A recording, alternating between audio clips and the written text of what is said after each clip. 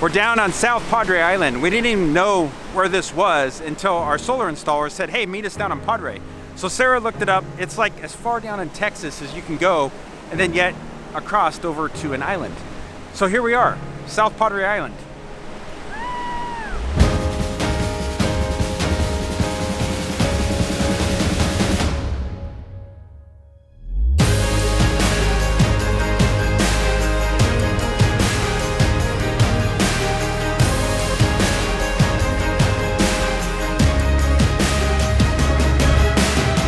Ryan just walked up to check our site out. This is a really weird setup they've got here. I think we have to back down our row and then pull in, and then Ryan has to pull the truck back up and around. I don't know. He went to go check it out though. This will be interesting.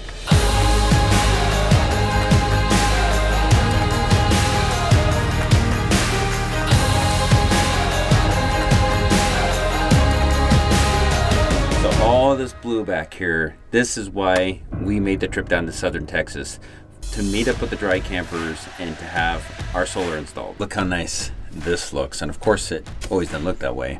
And I've seen a lot of solar installs where they put them on a board in the generator bay, or they attach them to the factory walls down here in the basement.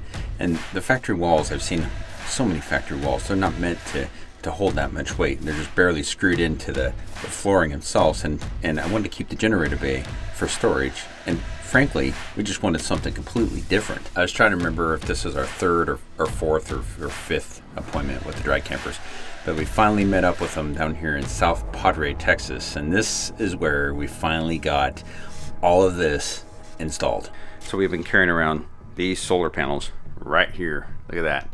Mike is showing up today. I believe today they're going on the roof. We have felt completely disorganized. We've had stuff everywhere because we've got like boxes of batteries and inverters and panels everywhere. So it's going to be nice to actually get those things up where they belong, under where they belong, so now we can get that basement organized. So I've spent the morning emptying our basement, which was highly unorganized, but I took all that stuff out, threw most of it into the back of the truck, into the back seat and into the bed, so that Mike would have room to work back here. So now this is all cleared out, and with the exception of the boxes that he actually needs to work with.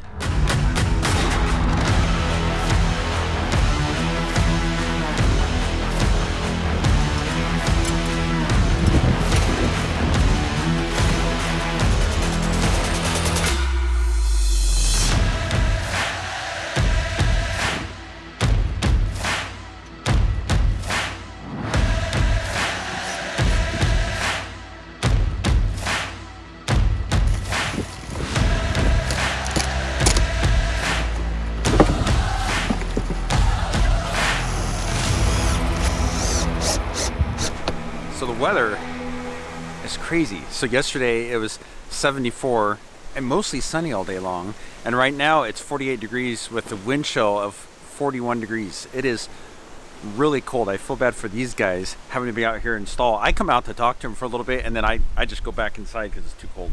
So Mike hasn't put up the last two panels because it is so windy out here. We're getting gusts, I think, in the 40s. He's got his little work tent secured down here. At this point, we're making progress.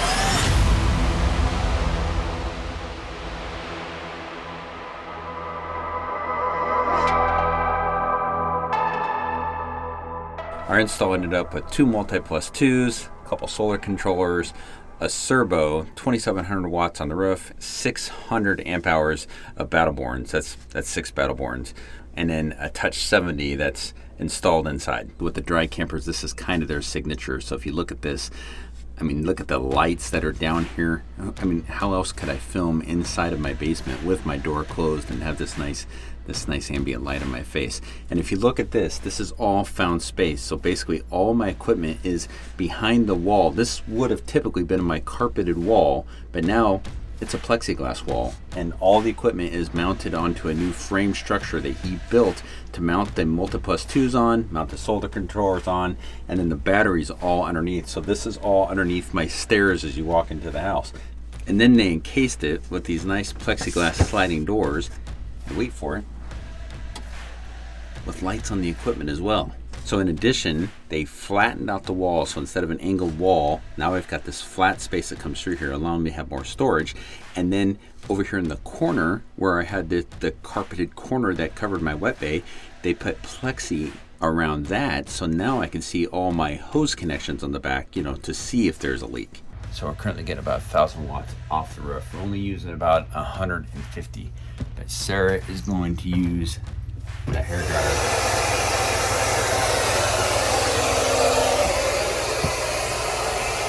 See that? So I'm not sure if you can see that. It's gone up to about 1,700 watts.